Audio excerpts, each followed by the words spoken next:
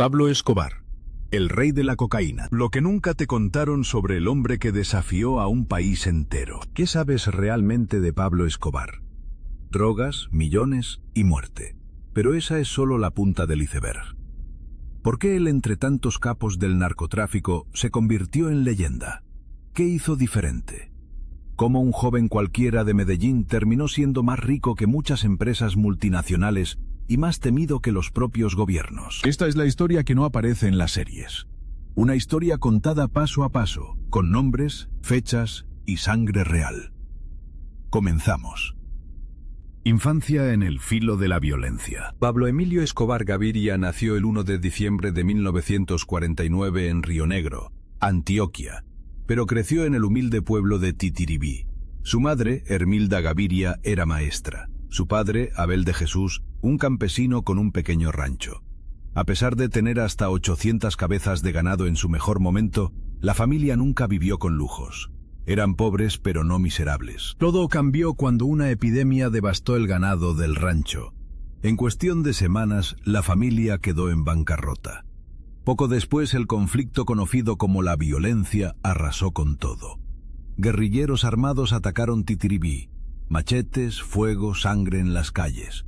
A la casa de los Escobar no entraron, pero la incendiaron al retirarse. Perdieron todo. Con nada más que el miedo a cuestas, la familia se mudó a Medellín, a casa de la abuela materna.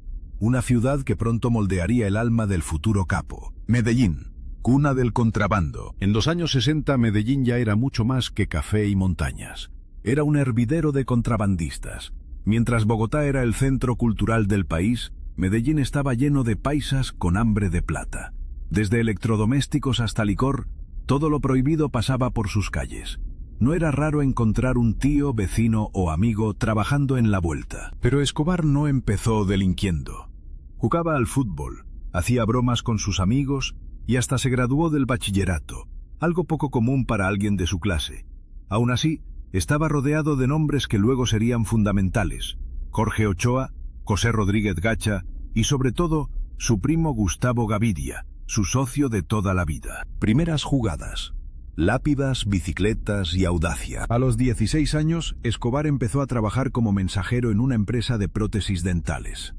Entregaba pedidos en bicicleta por toda Medellín, pero pronto su mente ambiciosa encontró otro camino. Comenzó a revender lápidas usadas. Algunas las compraba, otras, según rumores, simplemente las desenterraba. También se le atribuyen robos de autos, aunque nunca hubo pruebas sólidas. La clave no era el delito en sí, sino la visión. Escobar no quería solo sobrevivir, quería ascender. Cuando intentó estudiar ciencias políticas, sus ingresos no alcanzaban. Abandonó la universidad y se volcó de lleno en lo que realmente dejaba dinero: el contrabando. De aprendiz a socio, el salto al tráfico real. El joven Pablo conoció a un gran contrabandista. Su nombre se mantiene en reserva en muchos relatos. Le pidió trabajo directamente. Su franqueza impresionó al patrón, quien lo contrató como asistente. Escobar observaba y absorbía todo como una esponja. Cuando los transportistas empezaron a robar parte de la mercancía, Pablo propuso una solución audaz. Él se encargaría de la seguridad de los cargamentos a cambio del 10% de las ganancias. Funcionó. Más tarde exigió el 40%. Contra todo pronóstico, el patrón aceptó. Pablo pasó de empleado a socio. Transportaban productos como electrodomésticos, joyas y ropa. Nada ilegal, pero evadían impuestos. Y eso ya era delito. Primeros millones y lavado inteligente. A los 22 años, Escobar ya era millonario en dólares. Para justificar sus ingresos, comenzó a blanquear dinero mediante bienes raíces. Compraba casas por $50.000 y las vendía en papeles por casi $1 millón. Esa diferencia ya no era dinero sucio, era inversión. También mandó construir escondites en paredes, las famosas caletas, y comenzó a financiar a su familia. Compró una casa a su madre y llevó a todos a Disneylandia. Pero su mundo cambiaría radicalmente tras una traición. Un policía al que sobornaba fue transferido y, resentido, denunció uno de sus cargamentos. La pérdida fue millonaria. En ese momento, Pablo pensó en abandonar. Pero entonces apareció un hombre, alias Cucaracha. Cucaracha y el punto de no retorno. Cucaracha era chileno, escapado de la represión de Pinochet. Le ofreció a Escobar un trato: entrar en el negocio de la cocaína. La oferta era tan arriesgada como tentadora. Pablo aceptó. Viajaron a Perú a comprar pasta de coca. Cruzaron Ecuador y Colombia en un Renault 4 con la mercancía escondida. Al llegar a Medellín, convirtieron la pasta en polvo en una rudimentaria cocina. Ese fue el verdadero inicio de la leyenda. La cocaína en ese momento no era vista como algo serio. En Estados Unidos aún no era prioridad para la DEA. Pablo entendía una verdad simple pero letal. Si la cocaína funcionaba en Medellín, también funcionaría en Miami. Nace el imperio. Creatividad criminal. El primer kilo se vendió fácilmente. Luego vinieron 5. Después, 10. Para esconder la droga usaban de todo. Maletas con doble fondo, chaquetas forradas y hasta personas discapacitadas. Al principio, un avión por semana. Luego, vuelos diarios. Cada kilo le dejaba $1,000. Un solo vuelo con 120 kilos generaba $120,000. La logística se volvió industrial. Escobar montó su propio laboratorio en la selva. En un año triplicó sus ganancias del contrabando. Tenía un coche nuevo, una mansión y la policía de su lado. La traición interna. El código se rompe. Pero el negocio de la cocaína era distinto. No había lealtades. Cucaracha, temeroso de perder el control, contrató a policías corruptos para secuestrar a Pablo y a Gustavo. Los llevaron al bosque. Iban a ejecutarlos. Pablo les ofreció más dinero. Los policías aceptaron. Y Pablo, al saber quién lo traicionó, no dudó. Días después, Cucaracha estaba muerto. Y los 2 agentes también. Ese fue el punto de quiebre. Ya no había retorno. Pablo Escobar dejó de ser un joven brillante con ambiciones. Se convirtió en una máquina. La sangre ya formaba parte del negocio. Esta es solo la primera parte. En el próximo capítulo, el nacimiento oficial del cártel de Medellín, el dinero sin control, la guerra contra el Estado y la obsesión de Pablo por convertirse en presidente. La historia apenas comienza. La Edad de Oro y la guerra contra el Estado. Tras el asesinato de Cucaracha y la consolidación del nuevo negocio, Pablo Escobar ya no era solo un hábil contrabandista. Ahora lideraba la mayor operación de cocaína de Colombia y en breve del mundo. El dinero fluía a un ritmo imposible de ocultar. Pero el éxito solo trajo nuevas amenazas, nuevas traiciones y una guerra sin cuartel. El cártel de Medellín. La corporación del polvo blanco. El negocio creció tan rápido que Pablo necesitó socios. Así nació el cártel de Medellín, una especie de alianza entre capos. Carlos Leder, los hermanos Ochoa y José Rodríguez Gacha. Cada uno aportaba rutas, contactos o métodos. No existía una junta directiva formal, pero Escobar pronto se erigió como el líder de facto, controlando la mayor parte del flujo de cocaína hacia Estados Unidos. Leder tenía su propia isla en las Bahamas. Los Ochoa usaban caballos para transportar droga. Gacha dominaba rutas a través de México.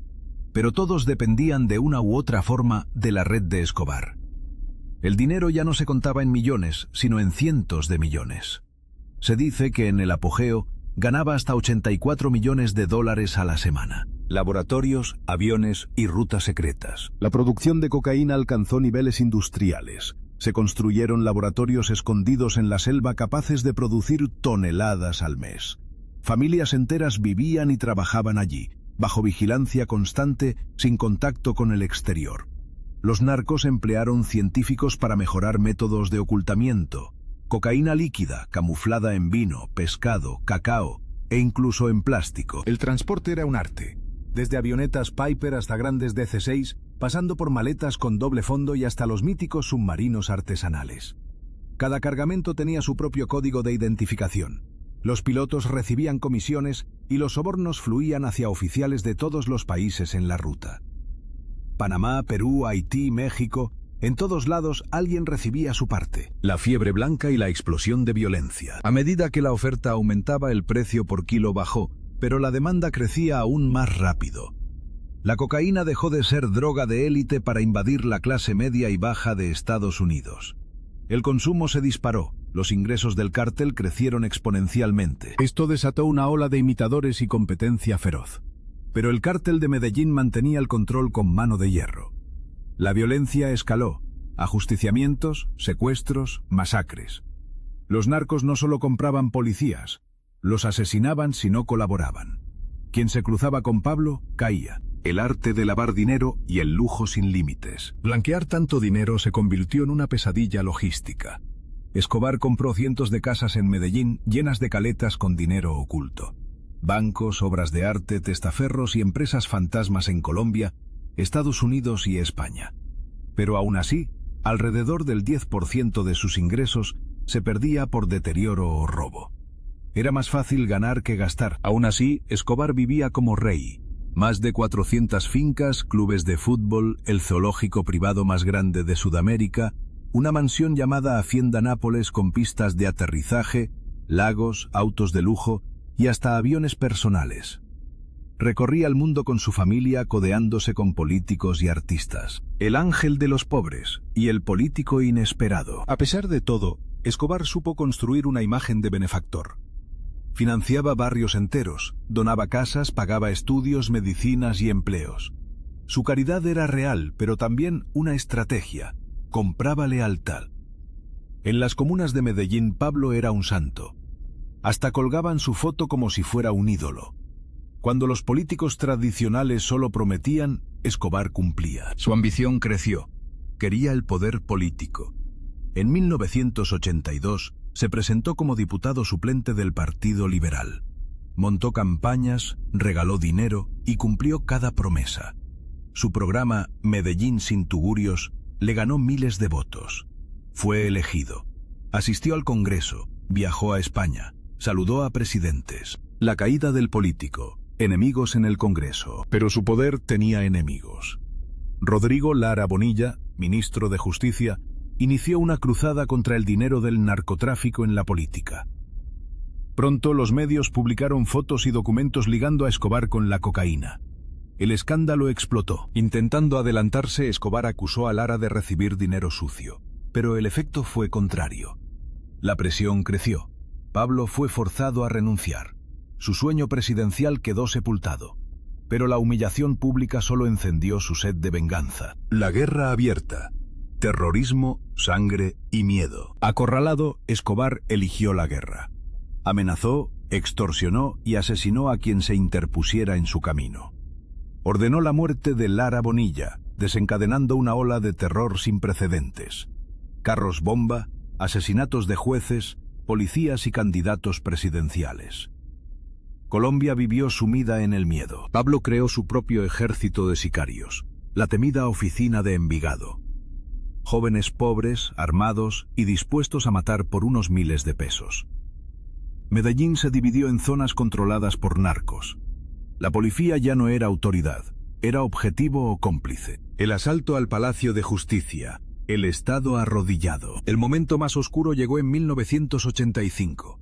Para destruir pruebas en su contra y forzar la anulación de la extradición, Escobar apoyó a la guerrilla del M-19 para tomar el Palacio de Justicia en Bogotá. Más de 100 muertos, jueces y civiles incluidos, archivos calcinados, el Estado colombiano humillado ante el mundo. La violencia alcanzó niveles de guerra civil. El cártel se fracturó, socios como Leder y Gacha cayeron. Los Ochoa fueron arrestados. Pero Pablo resistía, protegido por su ejército y por el miedo. El final aún no ha llegado. Tras la masacre, Escobar era el enemigo público número 1. Estados Unidos y Colombia unieron fuerzas. Pero Pablo tenía todavía muchos trucos bajo la manga. Su caída sería tan violenta como su ascenso. En la próxima parte, la cacería final, la cárcel dorada, traiciones, la caída del rey y el nacimiento de su leyenda maldita. La cacería de un rey. La caída de Pablo Escobar. El país entero ya conocía el nombre de Pablo Escobar, pero ahora el mundo entero tenía los ojos puestos sobre él. La violencia, el dinero, la política, todo se mezcló en un torbellino donde nadie estaba a salvo. Había llegado el tiempo de la caza, pero Pablo, fiel a sí mismo, jamás huiría sin pelear. El Estado responde. La extradición y la furia estadounidense. Tras el asalto al Palacio de Justicia y la muerte del ministro Lara Bonilla, el gobierno colombiano ya no podía ignorar la realidad. Escobar y el cártel de Medellín eran una amenaza nacional e internacional. Bajo presión de Estados Unidos, Colombia restableció la ley de extradición. Ya no bastaba con encarcelar narcos, había que mandarlos a enfrentar la justicia en suelo americano, donde el dinero no podía comprar impunidad. Para Pablo la extradición era peor que la muerte. Lo repitió en cada mensaje. Prefiero una tumba en Colombia a una celda en Estados Unidos. Esta declaración, transmitida por radios clandestinas y boca a boca, se volvió su mantra de guerra. Los cárteles enteros se alinearon tras esa bandera. Plata o plomo. Plata o plomo. El sistema del terror. Escobar perfeccionó su método. Primero ofrecía sobornos millonarios. Plata. Si no funcionaba, llegaba la muerte. Plomo. Políticos, jueces, policías, periodistas, nadie estaba a salvo. La mafia infiltró todos los niveles de la sociedad, comprando lealtades y sembrando el miedo. Los asesinatos se volvieron rutina. Sicarios menores de edad cometían crímenes a cambio de motocicletas, relojes o una bolsa de dinero. La cultura del narco se expandió. Barrios enteros vivían bajo la ley de Pablo. Sus fiestas eran legendarias. Sus enemigos desaparecían sin dejar rastro. Escobar incluso financió a la guerrilla, y cuando le convenía, a los paramilitares. Su poder era absoluto y su crueldad famosa. Nadie confiaba en nadie. 3. La guerra contra el Estado. Bombas y venganza. En su guerra por evitar la extradición, Escobar llevó la violencia a niveles nunca vistos.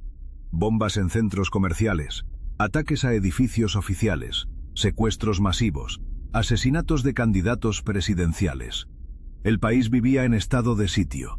La población civil, aterrorizada, aprendió a no hacer preguntas. La respuesta del gobierno fue la creación del bloque de búsqueda, una fuerza élite de policía y militares apoyados por la CIA y la DEA.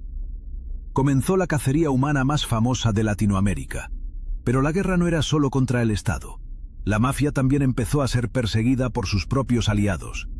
Surgieron los Pepes, perseguidos por Pablo Escobar, un grupo formado por antiguos socios y enemigos que querían verlo caer. La Catedral, la cárcel dorada. En 1991, acorralado por el Estado y cansado de la guerra, Escobar propuso una rendición a su manera, entregarse a la justicia, pero bajo sus condiciones. El gobierno aceptó, temeroso de que siguiera la masacre. Así nació la Catedral, la prisión más insólita del mundo. Más que cárcel, era una mansión fortificada, canchas de fútbol, discoteca, jacuzzi, salas de juegos, vista panorámica de Medellín. Los guardias obedecían a Pablo. Él decidía quién entraba y quién salía. Mientras tanto, desde la catedral siguió manejando el negocio. Ordenó asesinatos, coordinó envíos de droga y celebró fiestas con lujos desmedidos. Incluso mandó construir túneles para una posible fuga. Para la opinión pública era una burla, pero nadie se atrevía a enfrentarlo abiertamente. La fuga y la caída del imperio. En 1992, las autoridades descubrieron que Escobar había torturado y matado a 2 socios dentro de la catedral. El escándalo obligó al gobierno a intentar trasladarlo a una cárcel militar. Pero Pablo, avisado de antemano, se fugó antes de que llegaran por él. Comenzó su vida de prófugo. La caza se intensificó. El bloque de búsqueda, ahora con la ayuda directa de Estados Unidos y los Pepes, rastreó cada paso del capo. Se multiplicaron las delaciones y traiciones. Su círculo se fue reduciendo. Los antiguos amigos, acorralados, eligieron sobrevivir a costa de entregar información. Familiares y aliados fueron perseguidos, arrestados o asesinados. La fortuna de Pablo se desvanecía día tras día, mientras su poder se debilitaba. La soledad del rey, paranoia y desesperación. Escobar pasó sus últimos meses moviéndose de escondite en escondite, rodeado solo por un puñado de fieles. Cambiaba de refugio casi a diario, disfrazaba su voz en llamadas y usaba a niños para transmitir mensajes. Su paranoia era absoluta. Desconfiaba de todos, incluso de su propia familia. Había perdido el control. De rey absoluto, se había convertido en un fugitivo que huía hasta de su sombra. La relación con su familia se tornó angustiosa. Su esposa y sus hijos eran utilizados como moneda de presión por el Estado. El sueño de protegerlos, de garantizarles una vida digna, se convertía en una pesadilla. Los enemigos se multiplicaban, los recursos escaseaban y el país, aunque aún dividido, empezaba a perder el miedo. El 2 de diciembre de 1993, el bloque de búsqueda finalmente localizó a Escobar en una modesta casa de Medellín, tras rastrear una llamada que hizo a su hijo. Rodearon el edificio. Pablo, junto a su guardaespaldas de confianza, el Limón, intentó huir por los techos. Se produjo un tiroteo feroz. Escobar cayó abatido por los disparos de la policía, aunque aún hoy persisten teorías sobre un posible suicidio. Las imágenes de su cadáver dieron la vuelta al mundo. El hombre más buscado, el terror de Colombia y de Estados Unidos, estaba muerto. Su madre lloró sobre su cuerpo, sus enemigos celebraron. Pero para muchos en los barrios pobres la noticia fue una tragedia. Miles acudieron a su entierro, algunos llevaban carteles. Gracias, Pablo, por los hogares, por la comida, por no olvidarnos. El legado maldito. Después de Escobar. La muerte de Escobar no significó el fin del narcotráfico en Colombia. Al contrario, el vacío de poder dio paso a nuevas guerras, nuevas mafias y más sangre. El cártel de Cali tomó el control. Luego vendrían los paramilitares, las FARC, los urabeños y otros grupos. Pero ninguno alcanzó el mito, la fama ni el carisma oscuro de Pablo. En la cultura popular, Escobar se volvió una leyenda. Libros, películas, series y canciones lo glorifican o lo demonizan. Para unos fue un monstruo, para otros un justiciero popular. Su figura sigue dividiendo a Colombia. La violencia, la desigualdad y la corrupción que alimentaron su ascenso siguen vivas en el país. Hoy Medellín es otra ciudad. Se reconstruyó, pero las cicatrices siguen. Las nuevas generaciones heredan historias, algunas contadas con nostalgia, otras con miedo. La casa de Escobar es ahora un museo del horror, y su tumba un lugar de peregrinación para curiosos y devotos. Epílogo. Las preguntas sin respuesta. ¿Qué fue lo que realmente impulsó a Pablo Escobar? ¿La pobreza, la ambición, el resentimiento social, la pura sed de poder? La historia no ofrece respuestas fáciles. Escobar fue producto de su tiempo, de una Colombia marcada por la injusticia, la violencia y el olvido estatal. Pero también fue arquitecto de su propio destino, responsable de miles de muertes y de un país sumido en el caos. Quizá lo más inquietante es que, en su caída, dejó una lección amarga. Cuando el Estado abandona a su pueblo, alguien, no importa cuán despiadado, ocupará ese vacío. Pablo Escobar se alimentó de la desigualdad y del dolor colectivo. Prometió justicia y trajo guerra. Repartió dinero y sembró terror. Se creyó invencible pero murió solo, traicionado y odiado por muchos de los suyos. Su historia es advertencia y espejo, porque detrás de cada mito siempre hay una verdad más incómoda y humana, la de un país que aún busca su propia redención. Más allá de Escobar, el narcotráfico, la cultura y la sombra eterna. La muerte de Pablo Escobar fue un hito, pero no el final de la historia, ni para Colombia ni para el mundo. Si algo dejó claro su caída fue que los problemas estructurales de una sociedad no desaparecen con la muerte de un solo hombre. En realidad, el fin de Escobar marcó el inicio de una nueva etapa, más dispersa, más compleja y en muchos sentidos aún más peligrosa. En esta última parte, exploramos las consecuencias, el legado y el eterno debate sobre el hombre, el mito y el monstruo. El reparto del imperio. Cali, norte del valle y las nuevas mafias. Con Escobar fuera de escena, la guerra por el control del negocio fue inmediata y brutal. El cártel de Cali, liderado por los hermanos Rodríguez Orejuela, rápidamente se posicionó como el nuevo amo del tráfico internacional de cocaína. Pero su estilo era diferente. Menos sangre, más corrupción silenciosa, una infiltración meticulosa en los organismos del Estado, la policía y la política. Cali no buscaba el protagonismo mediático ni el desafío abierto al gobierno que caracterizó a Escobar. Sin embargo, los viejos problemas persistían. Otros grupos emergieron. El cártel del norte del valle, bandas criminales regionales, paramilitares disfrazados de empresarios, hasta las FARC y el ELN. Guerrillas que financiaban su lucha a través de la droga y el secuestro. El mapa criminal se fragmentó y la violencia se descentralizó, afectando regiones enteras durante décadas. El narco después de Pablo. De Colombia a México y el mundo. En los años 90 y 2000, la presión internacional sobre Colombia forzó un cambio de escenario. Estados Unidos, obsesionado con la guerra contra las drogas, invirtió miles de millones en el Plan Colombia. Aviones, helicópteros, entrenamiento militar, radares y programas de erradicación de cultivos. La cocaína no desapareció, pero los narcos colombianos aprendieron a delegar el transporte a grupos mexicanos. Así nacieron los monstruos actuales, el Cártel de Sinaloa, los Zetas, el CJNG, organizaciones aún más despiadadas, con alcance global, capacidad paramilitar y redes de lavado de dinero en 5 continentes. Hoy la cocaína colombiana sigue llegando a Estados Unidos, Europa y Asia, pero la violencia principal se trasladó a México y Centroamérica. Paradójicamente, la estrategia de cortar cabezas solo generó fragmentación y más violencia. Los narcos aprendieron a ser menos visibles, a controlar la política local, la policía y el negocio de la extorsión. Si Escobar representaba la figura del capo total, carismático y omnipresente, sus herederos aprendieron el arte de la invisibilidad. Medellín y Colombia, entre la cicatriz y la reinvención. La Medellín de hoy poco tiene que ver con la ciudad sitiada por el miedo en los años 80 y 90. Programas sociales, inversión extranjera, cultura y educación transformaron la ciudad en un ejemplo de resiliencia urbana. El Metrocable, las bibliotecas parque, los festivales y los proyectos de innovación le devolvieron la esperanza a una generación marcada por la muerte. Pero las heridas persisten. Las comunas más pobres aún sienten la sombra del narco. Bandas locales, extorsión, microtráfico y una desigualdad brutal. El turismo narco crece. Extranjeros visitan la tumba de Escobar, sus antiguas mansiones, las calles donde dictó ley. Algunos jóvenes todavía lo ven como un Robin Hood, otros como la raíz de todos los males.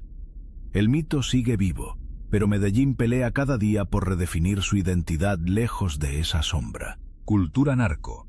La globalización de la violencia y el mito. Quizá el legado más inquietante de Escobar no sea su riqueza ni sus crímenes, sino la cultura que inspiró.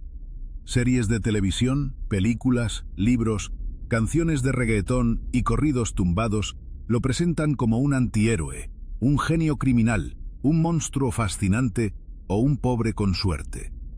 Su vida es tema de debate en universidades, foros y hasta en la moda. La narcocultura se ha globalizado. Camisetas con su rostro, tatuajes, memes, fiestas temáticas. La violencia se ha convertido en parte del espectáculo. Para una generación criada entre desigualdad y corrupción, el narco es símbolo de rebeldía y poder.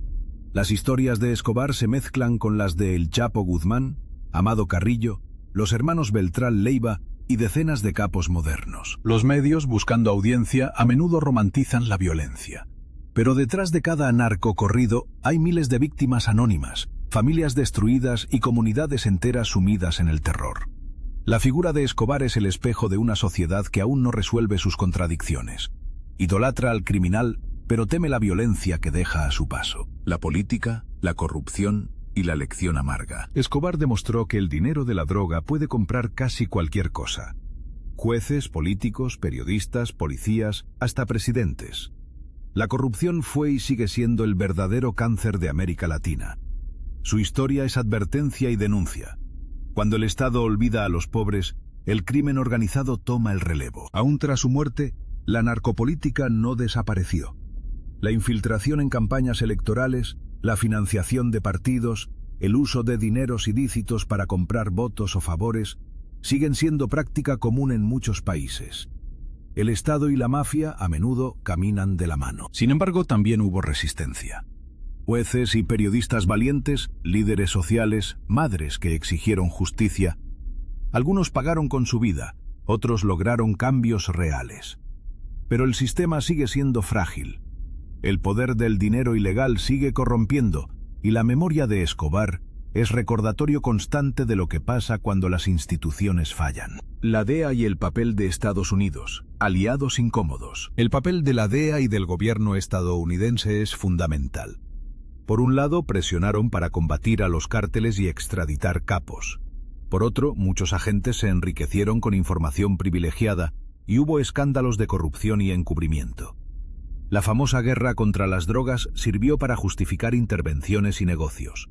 En el fondo, el consumo de cocaína en Estados Unidos y Europa nunca bajó. Solo cambió de manos el negocio. El caso de Barry Seal, el piloto estadounidense que transportaba toneladas de cocaína para Escobar mientras colaboraba con la CIA, muestra la hipocresía y la doble moral. Las agencias internacionales combatieron a Escobar, pero también usaron el narcotráfico para financiar operaciones secretas en América Latina. Las víctimas, los olvidados de la guerra. Más allá de los titulares y la mitología, la mayor parte de la historia la vivieron y sufrieron las víctimas. Campesinos desplazados, niños reclutados como sicarios, madres que enterraron a sus hijos, jueces y policías asesinados, periodistas silenciados. Colombia perdió una generación entera en una guerra que no eligió. El duelo sigue presente. Muchas familias nunca recibieron justicia. El miedo y la desconfianza aún marcan la vida diaria en muchos pueblos. En las paredes, los nombres de los desaparecidos se mezclan con grafitis de paz y nunca más. La memoria es resistencia, pero también herida abierta. Reflexión final. ¿Héroe, villano o síntoma? ¿Quién fue Pablo Escobar? ¿Un monstruo? ¿Un genio? ¿Un Robin Hood? ¿O simplemente el producto de un país fracturado? La respuesta depende de quién mire, desde dónde y con qué memoria. Para las élites fue el enemigo perfecto, para los más pobres durante un tiempo una esperanza. Para la historia es un síntoma, el espejo brutal de las fallas de un sistema incapaz de dar justicia y dignidad a su gente. No hay justificación para sus crímenes, pero tampoco se puede entender su ascenso sin mirar las causas. Pobreza, desigualdad, corrupción, violencia heredada. Su historia es la historia de un continente en lucha consigo mismo. El futuro. Lecciones y advertencias. El narcotráfico sigue mutando. Nuevas rutas, nuevas sustancias, más tecnología, menos rostro. Colombia, México, Brasil, Venezuela, África Occidental. El negocio nunca muere, solo se transforma. La clave no está en matar capos, sino en transformar las realidades que los hacen posibles. Educación, oportunidades, justicia real. El mito de Escobar sirve de advertencia. Ningún imperio criminal dura para siempre, pero las secuelas pueden marcar a un país durante siglos. La paz verdadera solo llegará cuando el Estado deje de ser enemigo o cómplice y se convierta en garante de derechos y esperanza. Epílogo. La memoria y el sentido. La tumba de Escobar en el cementerio de Montesacro sigue recibiendo flores, billetes y plegarias. Algunos lo llaman mártir, otros demonio. Los guías turísticos narran anécdotas y leyendas. Los medios lanzan cada año una nueva serie o documental. Pero la historia real queda entre las sombras, en los silencios de quienes aún no pueden hablar. Contar la historia de Pablo Escobar es, en el fondo, contar la historia de un país que sobrevivió a su propia oscuridad. De los que resistieron, de los que cayeron, de los que aún sueñan con una Colombia distinta. Es advertencia, es memoria y es, quizá, el primer paso para no repetir los mismos errores. Colombia. Después de Escobar. Heridas, esperanzas y el precio del silencio. La historia de Pablo Escobar no terminó con su muerte ni con el desmantelamiento de su cártel. Colombia, al igual que muchos otros países afectados por el narcotráfico, tuvo que aprender a vivir con las secuelas de una guerra que no eligió. El costo humano, social y cultural fue incalculable. En esta quinta y última parte, exploraremos cómo la sombra de Escobar sigue presente en el país, qué lecciones se han aprendido, cuáles se siguen ignorando y cómo la historia se reescribe a cada generación. Los hijos de la guerra. Una generación marcada. Para miles de colombianos, los años 80 y 90 no son solo una época lejana, son una herida abierta. Los niños que crecieron entre bombas, asesinatos y amenazas aprendieron a desconfiar del Estado, de los extraños y hasta de sus propios vecinos. Muchos perdieron padres, hermanos o amigos en medio de la violencia indiscriminada. Otros, seducidos por el dinero fácil y el poder del narco, ingresaron a la delincuencia desde la adolescencia. Hoy, varias décadas después, la llamada Generación Escobar aún busca respuestas. Muchos jóvenes se preguntan por qué sus familias vivieron rodeadas de muerte y miedo, por qué la pobreza era el único destino posible en barrios enteros y por qué los criminales parecían tener más oportunidades que los trabajadores honestos. La memoria se transmite en relatos de abuelos, en canciones de rap y en murales pintados en las comunas. Algunos eligen olvidar, otros reconstruir.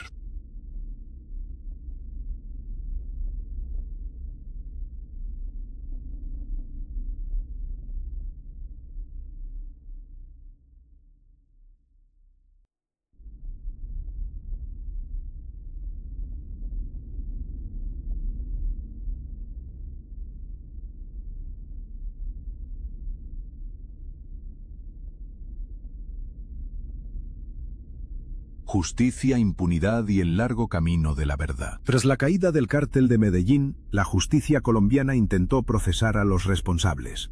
Sin embargo, la mayoría de los grandes capos terminaron muertos o extraditados.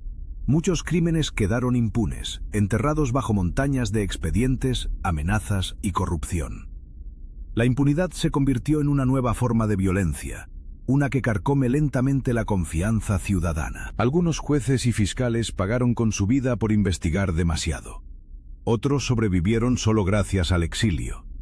Pocas familias de víctimas recibieron reparación o reconocimiento. El Estado, presionado por la opinión pública y organismos internacionales, implementó programas de memoria, museos y días conmemorativos. Pero para muchas víctimas, la verdad sigue pendiente. ¿Quién ordenó cada asesinato? ¿Quién se benefició realmente del dinero de la droga? ¿Dónde están los desaparecidos? El auge de la memoria y los relatos cruzados. En los últimos años, la sociedad colombiana ha iniciado un proceso de memoria histórica sin precedentes.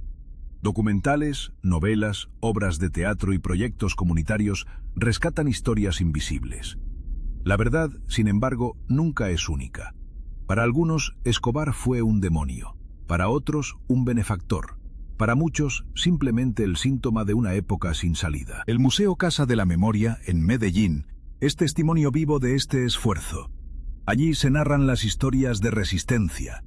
Madres buscadoras, periodistas valientes, jóvenes artistas que transforman el dolor en creatividad.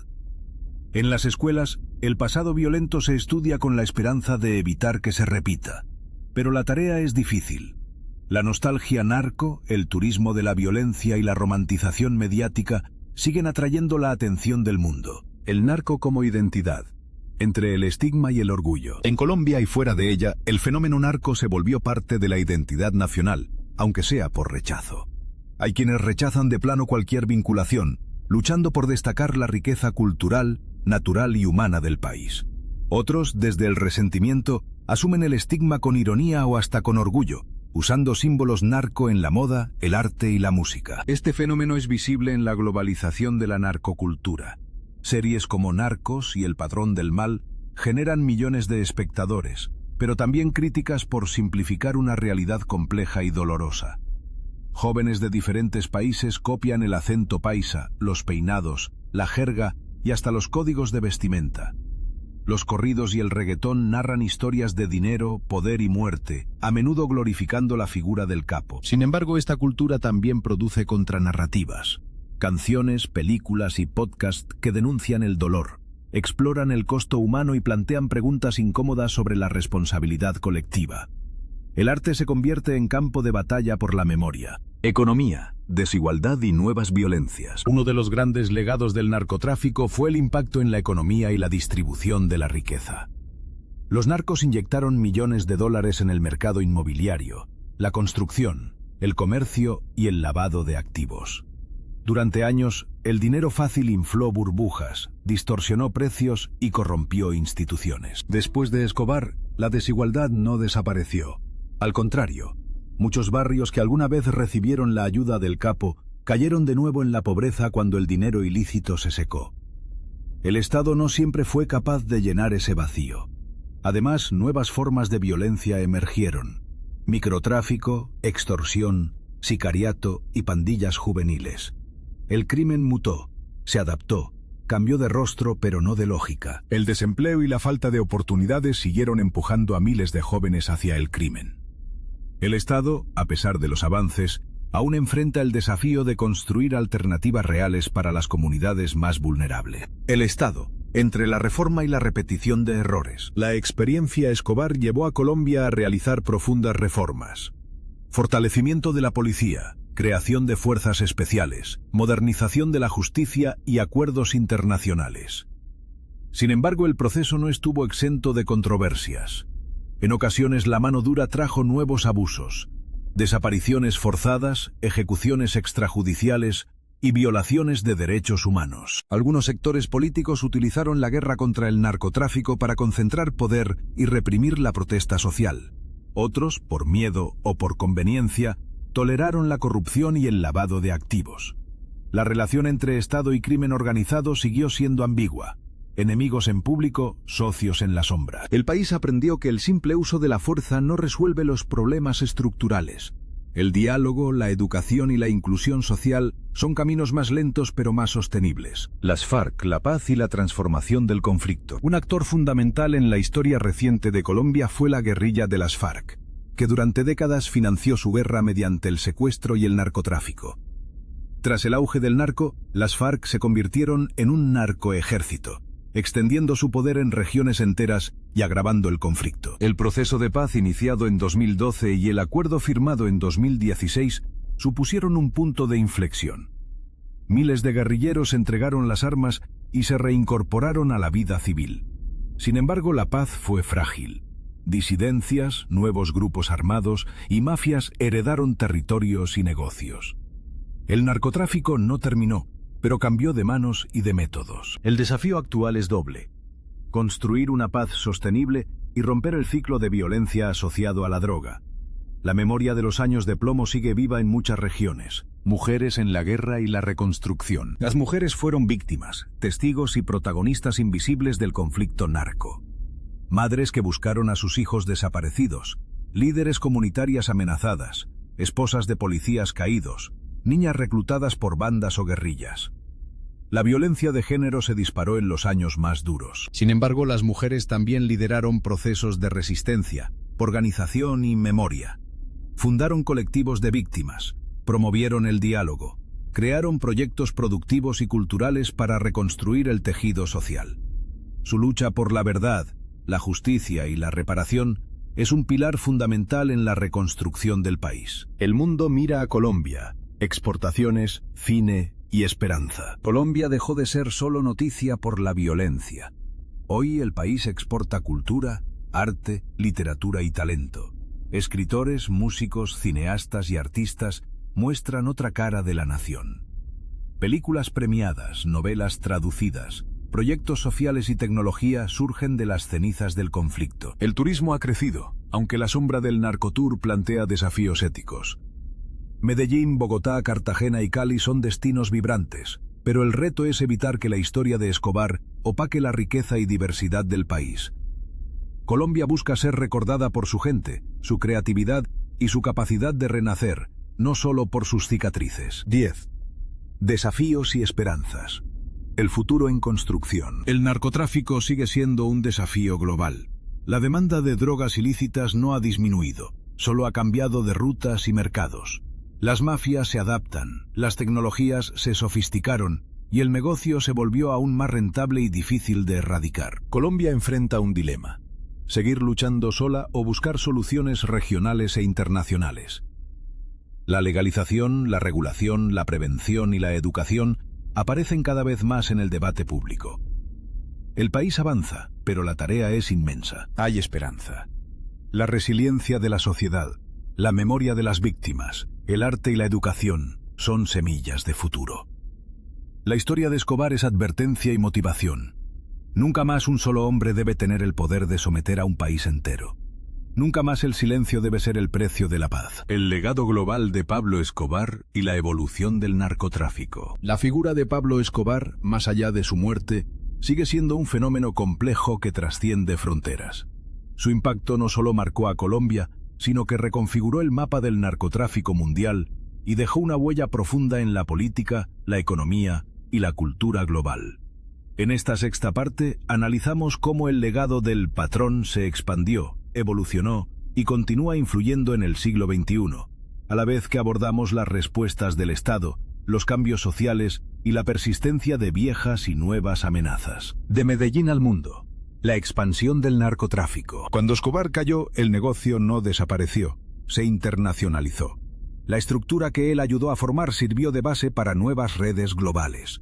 México, con su proximidad a Estados Unidos, se convirtió en el principal corredor para la cocaína colombiana. Cárteles como Sinaloa, los Zetas y el CJNG adoptaron métodos más sofisticados, mezclando violencia con tecnología y corrupción. Además, la cocaína empezó a circular con mayor fuerza en Europa y Asia. Los mercados emergentes en España, Italia, Reino Unido y países asiáticos aumentaron la demanda, llevando a que las rutas se diversificaran. Submarinos, drones y nuevas técnicas logísticas se sumaron al arsenal de los narcos. Esta globalización convirtió al narcotráfico en un fenómeno transnacional que afecta a la seguridad de múltiples países y obliga a la cooperación internacional, pero también a un juego complejo de intereses contrapuestos. El nuevo rostro del narcotráfico, tecnología y crimen organizado. Los capos modernos ya no son solo hombres con armas y dinero. Usan tecnologías digitales, criptomonedas y redes sociales para operar y lavar dinero. El cibercrimen se entrelaza con el narcotráfico, desde el robo de datos hasta la manipulación de mercados y el lavado invisible. Las mafias desarrollaron sofisticadas redes financieras y logísticas, utilizando empresas fachada en diferentes continentes. El dinero ilícito penetra sectores legales, desde el inmobiliario hasta el tecnológico. La dificultad para rastrear estos fondos complica enormemente la lucha estatal. En este contexto, los viejos métodos de violencia siguen presentes, pero se complementan con un poder invisible y silencioso que actúa a través del sistema financiero global. Corrupción y poder. El Estado en jaque. Pablo Escobar mostró cómo el dinero del narcotráfico podía corromper a cualquier nivel del Estado. Hoy esa lección sigue vigente. En muchos países, la corrupción relacionada con el narcotráfico socava la confianza en las instituciones, bloquea reformas y perpetúa la impunidad. Los políticos, jueces y funcionarios expuestos a sobornos y amenazas son la primera línea de vulnerabilidad. La falta de voluntad política o la complicidad directa dificultan la persecución efectiva. Por eso, combatir el narcotráfico requiere también fortalecer la democracia y garantizar la transparencia. Además, la frontera entre crimen organizado y Estado puede ser borrosa en algunos lugares, con grupos que ejercen control territorial y económico paralelo, generando un Estado dentro del Estado. La violencia como negocio y herramienta. El negocio de la droga está inextricablemente ligado a la violencia. Pero esta no es solo un daño colateral, es un instrumento estratégico. El terror, el asesinato selectivo, las masacres y la intimidación aseguran el control territorial y la sumisión de comunidades enteras. El narcotráfico financia grupos armados ilegales, paramilitares, guerrillas o bandas criminales que controlan regiones y rutas de transporte. La violencia también sirve para eliminar competencia y enviar mensajes claros a quienes se atrevan a desafiar el poder establecido. Esta dinámica crea un círculo vicioso. La violencia genera más pobreza, desigualdad y exclusión, que a su vez alimentan el caldo de cultivo para la expansión del crimen. Impacto social. Comunidades y víctimas. Las comunidades ubicadas en zonas de influencia del narcotráfico viven en una doble realidad. Por un lado, reciben recursos, empleos y cierta estabilidad económica vinculados a la droga. Por otro, sufren violencia, desplazamiento, inseguridad y ruptura social. Las víctimas incluyen no solo a los muertos y desaparecidos, sino también a mujeres víctimas de violencia de género, niños reclutados como sicarios o trabajadores forzados, y poblaciones enteras que enfrentan la pérdida de derechos básicos. La reparación, justicia y reconciliación son procesos lentos y complejos, que requieren reconocimiento del daño y políticas integrales de inclusión y desarrollo. Cultura, memoria y contradicciones. El narcotráfico generó una cultura específica, con símbolos, música, lenguaje y códigos propios. El fenómeno se ha globalizado, con representaciones mediáticas que oscilan entre la glorificación y la denuncia. Esto crea contradicciones profundas. Por un lado, se condena la violencia. Por otro, se celebra el poder y la riqueza. La memoria de Escobar y sus sucesores está marcada por estas ambivalencias. Para muchos, el narcotráfico es también parte de la identidad y la historia. La tarea social es construir narrativas críticas que permitan entender las causas y consecuencias sin caer en la romantización. Políticas públicas y enfoques alternativos. Frente a la complejidad del narcotráfico, muchos países exploran estrategias más allá de la represión. La prevención, la educación, la regulación y el desarrollo social aparecen como elementos claves. Algunos han avanzado en la legalización de ciertas drogas o en modelos de reducción de daños. Sin embargo, el debate es intenso y polarizado.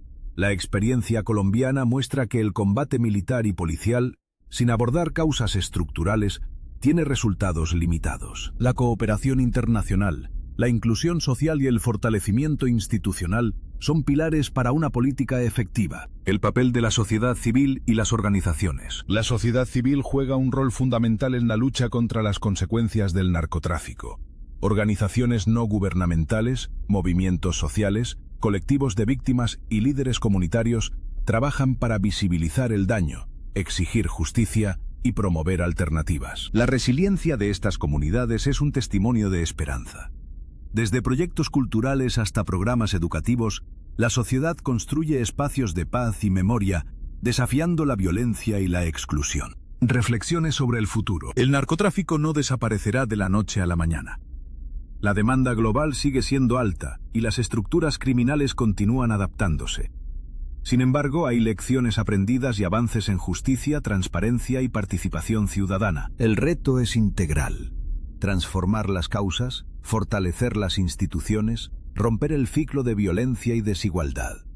La historia de Pablo Escobar es una advertencia clara sobre los peligros de la concentración de poder en manos criminales, pero también una invitación a construir sociedades más justas y resilientes. 10. Epílogo. El mito y la realidad. Finalmente, el mito de Pablo Escobar sigue vivo, alimentado por el cine, la televisión y la cultura popular. Pero la realidad es mucho más compleja. Un hombre, sí, pero también un reflejo de una sociedad que durante décadas permitió que el narcotráfico creciera. Contar esta historia es un acto necesario para entender cómo y por qué un fenómeno como este pudo ocurrir. Es también un llamado a la acción para no repetir los mismos errores, para construir un futuro donde la justicia y la dignidad sean patrimonio de todos. El fin de una era y la nueva realidad del narcotráfico en América Latina. La historia de Pablo Escobar y el cártel de Medellín fue un capítulo oscuro, intenso y lleno de contradicciones que marcaron a Colombia y al mundo entero. Sin embargo, ese capítulo cerró para dar paso a una nueva era, donde el narcotráfico adoptó formas más sofisticadas, se extendió a nuevos territorios y generó nuevos desafíos sociales, políticos y culturales.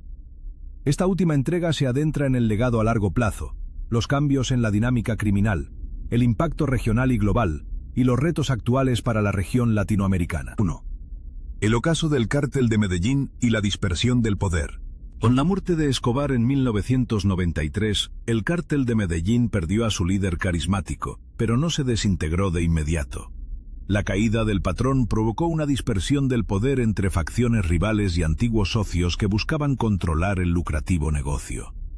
Este proceso, aunque violento, fue el inicio de una fragmentación que debilitó las estructuras centralizadas del narcotráfico. Algunos grupos adoptaron estrategias más discretas y menos visibles, buscando infiltrar las instituciones y minimizar la confrontación directa con el Estado. Otros continuaron usando la violencia como forma de control territorial, extendiendo la inseguridad a nuevas regiones.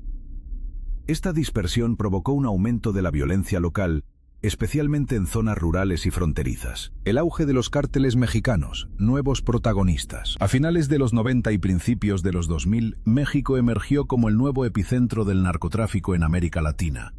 Cárteles como el de Sinaloa, los Zetas, el CJNG y el Golfo consolidaron rutas y mercados, mientras que la demanda estadounidense seguía siendo alta.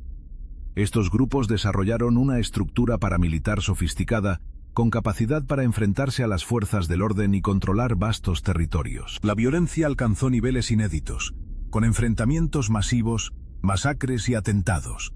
El fenómeno mexicano se convirtió en un problema regional, afectando no solo a México, sino a países vecinos como Guatemala y Honduras, donde operan grupos relacionados con el narcotráfico. La reacción internacional y las políticas antidrogas. La guerra contra las drogas, liderada por Estados Unidos, continuó siendo la principal estrategia para combatir el narcotráfico en América Latina. Planes como el Plan Colombia, Iniciativa Mérida y el Plan México implicaron inversiones millonarias en equipamiento militar, capacitación y cooperación internacional. Sin embargo, estos programas han generado críticas por su enfoque militarista, las violaciones de derechos humanos y la falta de resultados sostenibles. La erradicación forzada de cultivos y las operaciones policiales masivas a menudo han desplazado a las organizaciones criminales sin acabar con ellas, además de causar daños a comunidades rurales. Narcotráfico y política, una relación compleja. El narcotráfico sigue influyendo en la política de diversos países. En algunos casos, grupos criminales financian campañas electorales, cooptan funcionarios o incluso colocan candidatos en cargos públicos. Esta dinámica debilita la democracia y genera un círculo vicioso de corrupción y violencia. El control territorial por parte de los grupos criminales muchas veces implica una relación ambivalente con la población.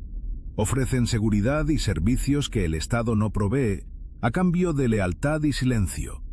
Esta situación complica la implementación de políticas públicas y la recuperación del control estatal. Impacto social. Desplazamiento, violencia y exclusión. El narcotráfico ha generado desplazamientos masivos y profundas fracturas sociales. Comunidades enteras han sido expulsadas de sus tierras debido a la violencia o el control de grupos armados. El trauma social es persistente y afecta a generaciones enteras. Además, el narcotráfico ha fomentado la exclusión social y la marginalización.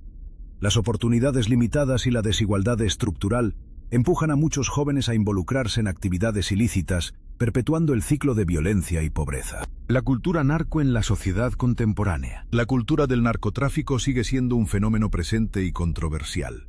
La representación mediática y popular a través de series, música y redes sociales ha contribuido a la construcción de un imaginario colectivo que mezcla glamour, violencia y tragedia. Este fenómeno genera debates sobre la responsabilidad social, la ética en los medios y el impacto en las comunidades.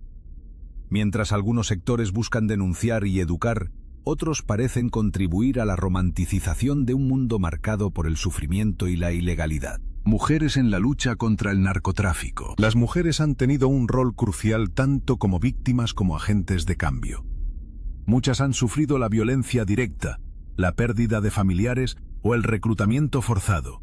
A su vez, lideran movimientos de resistencia, justicia y reconstrucción comunitaria. Organizaciones feministas y de derechos humanos trabajan para visibilizar las problemáticas específicas que enfrentan las mujeres en contextos de narcotráfico y conflicto armado, y para promover políticas públicas que atiendan estas realidades. Nuevas drogas, nuevos desafíos. El mercado de drogas ilícitas no es estático. En los últimos años, nuevas sustancias sintéticas como las metanfetaminas y el fentanilo han incrementado la complejidad del problema. Estos productos son altamente adictivos y mucho más letales, con rutas de distribución que incluyen a Asia y Europa. Esto plantea nuevos desafíos para la prevención, el tratamiento y la cooperación internacional, ya que requieren estrategias específicas y un enfoque integral para abordar la salud pública y la seguridad. Cooperación internacional y retos globales. El narcotráfico es un problema global que requiere soluciones multilaterales. La cooperación entre países, agencias internacionales y organizaciones no gubernamentales es esencial para combatir el fenómeno desde todos sus ángulos. Prevención, persecución, rehabilitación y desarrollo social. Sin embargo, las diferencias políticas, económicas y culturales dificultan la coordinación. Los intereses geopolíticos, las tensiones diplomáticas y la desigualdad entre países afectan la efectividad de las estrategias conjuntas. El futuro del narcotráfico y las posibles soluciones. Aunque el narcotráfico seguirá existiendo mientras haya demanda, la experiencia muestra que el enfoque en la reducción del daño, la legalización controlada y la inclusión social pueden ofrecer alternativas más efectivas que la simple represión. El futuro requiere un cambio de paradigma, de la guerra a la paz, de la exclusión a la inclusión, del miedo a la esperanza. La historia de Escobar es una lección sobre el costo de ignorar las raíces profundas del problema. Epílogo. Memoria, justicia y reconciliación. Para cerrar este recorrido, es fundamental recordar que detrás del mito y la leyenda están las víctimas y las comunidades que aún sufren las consecuencias. La memoria colectiva es un instrumento para la justicia y la reconciliación. Colombia y América Latina enfrentan el reto de construir sociedades donde la justicia prevalezca y la dignidad humana sea el centro. Solo así podrá cerrarse un capítulo doloroso y abrirse uno nuevo de paz y desarrollo. Ecos y resonancias. El legado vivo de Pablo Escobar en la Colombia moderna. A pesar de que han pasado casi 3 décadas desde la muerte de Pablo Escobar, su figura sigue presente. No solo en la memoria colectiva, sino en la cultura, la política y la vida cotidiana de Colombia. Esta última entrega explora cómo su historia continúa influyendo y cómo el país sigue enfrentando sus sombras mientras busca construir un futuro distinto. La memoria colectiva y el mito. Para muchos colombianos, Escobar es más que un narcotraficante. Es un símbolo ambivalente que refleja tanto las tragedias como las esperanzas de una época turbulenta. En los barrios populares, su imagen se mantiene viva en murales, canciones y relatos familiares, donde se mezcla la nostalgia, el miedo y, en algunos casos, la admiración por su aparente generosidad. El mito de Escobar se ha construido también a través de la cultura popular global. Series, películas y libros han llevado su historia a audiencias internacionales, a veces sin contextualizar la complejidad del fenómeno ni el sufrimiento de sus víctimas. Esta imagen mediática ha contribuido a un fenómeno llamado narcoturismo, donde personas visitan lugares vinculados a su vida, generando debates sobre la ética de esta fascinación. La cultura popular y el narco en la actualidad. El legado cultural del narcotráfico no se limita a Colombia. En varios países de América Latina y más allá, la narcocultura se ha arraigado, con música, moda y expresiones artísticas que narran historias de poder, violencia y sobrevivencia.